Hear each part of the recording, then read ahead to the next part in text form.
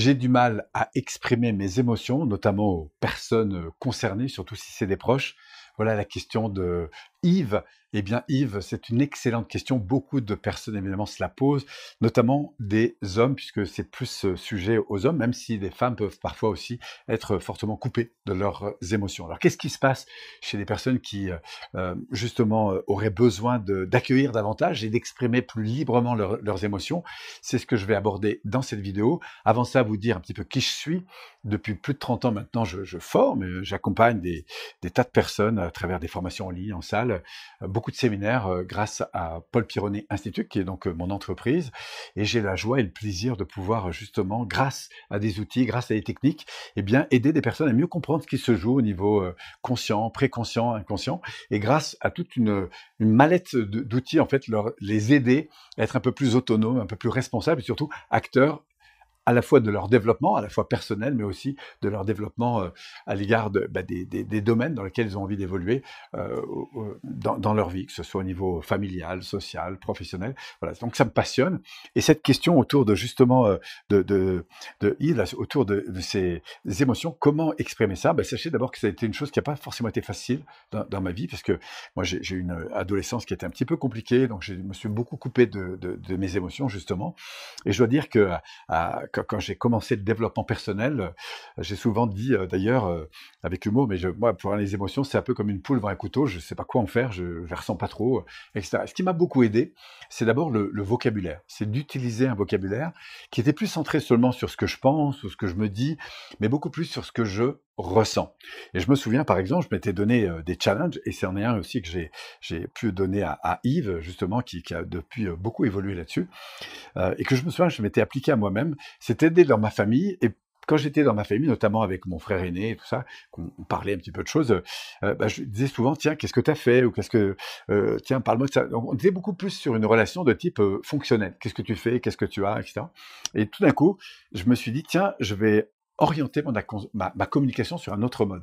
Et si je lui parlais plus de ce que je vis, notamment quand je suis en sa présence. Alors, lui dire tout de suite que je l'aimais, c'était un peu fort au début, donc je me souviens, je lui ai dit, tiens, je vais te dire, c'est à chaque fois un vrai plaisir pour moi de pouvoir passer du temps et d'échanger avec toi, en fait, parce que je me rends compte qu'on a grandi un peu de manière éloignée, et sache que à chaque fois qu'on partage des trucs, tu me parles de tes trucs, tes voitures, il est passionné de voitures anciennes, sache que moi, à chaque fois, c'est un grand moment, en fait, de connexion que j'ai avec toi, et ça, c'est quelque chose que je ressens d'être vraiment positif, ça me donne envie, du coup, d'avancer, de te connaître mieux. Et je me suis rendu compte que en mettant des mots sur ce que je ressentais, d'abord, ça m'a éveillé énormément à des tas de ressentis que j'avais pas. Et je me suis entraîné comme ça à juste changer mon vocabulaire en l'orientant davantage sur ce que je ressentais.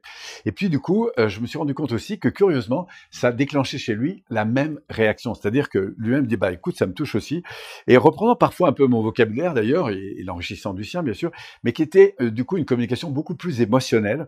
Alors, même si on le faisait pas tout le temps, mais je me suis rendu compte à quel point, eh bien, dans des moments bien placés, c'était vraiment important. Ça nous a connectés à plus d'intimité, et moi ça m'a aidé à naviguer dans un nouveau monde qui est celui du monde émotionnel.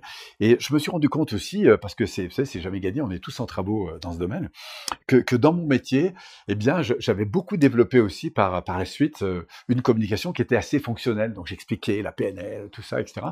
Et puis depuis quelques années, et je crois que les Québécois m'ont beaucoup aidé là-dessus, c'est à parler beaucoup plus de ce que je vis, de ce que je ressens, des challenges qui sont les miens, et du coup d'avoir une communication qui est beaucoup plus humanisée, en fait. Et c'est ce que je vous invite à faire. Et notamment, je me souviens d'un coaching que j'avais donné à un dirigeant comme ça qui devait annoncer malheureusement une mauvaise nouvelle, puisqu'il devait se séparer d'un bon tiers de son personnel, et qui du coup, avant la séance de coaching, s'était donc préparé et me dit, bon voilà, je pensais dire ça, et il commence à m'expliquer en fait que va être son propos, et il m'explique du coup, voilà, les chiffres, la stratégie, le marché, etc. Tout d'un moment, j'arrête, je me souviens, il s'appelait Yves, lui aussi, c'est pas lui que je pensais, mais c'était un même Yves. Euh, et je lui dis, mais Yves, qu'est-ce que tu ressens en fait par rapport à cette situation? Et donc là, j'ai un temps de silence, et puis je reprends, mais qu'est-ce qui se passe à l'intérieurement? Et il me dit, écoute, et je sens dans sa voix que ça commence à vibrer un peu, et il me dit, avec beaucoup d'émotion, en fait, il me dit, je crois que c'était le discours le plus difficile de ma vie, en fait, parce que ça me touche de mettre dehors des gens qui ont tellement donné. Et j'ai dit, tu sais, le cœur de ton propos, il est là. en fait. C'est pas de parler des chiffres et tout ça, tu sauras le faire après, mais c'est d'abord de parler de ce que tu vis, toi, par rapport à cette situation qui est compliquée pour toi.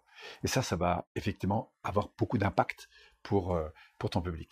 Et donc, c'est comme ça qu'on va humaniser cette relation. Et en fait, accueillir ses émotions, gérer ses émotions, c'est d'abord rentrer en contact avec. C'est d'abord mettre des mots sur ce que l'on ressent, les exprimer et oser, en fait, entrer dans une interaction avec des proches, notamment, parce que c'est avec eux que c'est souvent plus difficile, qui soit plus axé sur le mode émotionnel. Expérimentez ça, c'est un premier pas. Si vous avez envie d'aller plus loin, venez nous découvrir. On a des outils fabuleux comme ça pour élever et libérer, si je puis dire, un peu le potentiel humain. Et puis de fait, à travers tout ça, de pouvoir interagir avec ses proches, avec ses amis, avec ses collaborateurs, dans sa vie professionnelle et autres, et bien de manière plus adéquate en tout cas, et surtout prendre de la puissance, du bien-être, et puis surtout voilà, de donner plus de facilité à nos développements, quels que soient les domaines sur lesquels on a envie d'évoluer. Voilà, j'aurais un immense plaisir à vous rencontrer, en tout cas, puis aller un petit peu plus loin sur toutes ces données si ça vous intéresse. Merci à vous et au grand plaisir de vous rencontrer.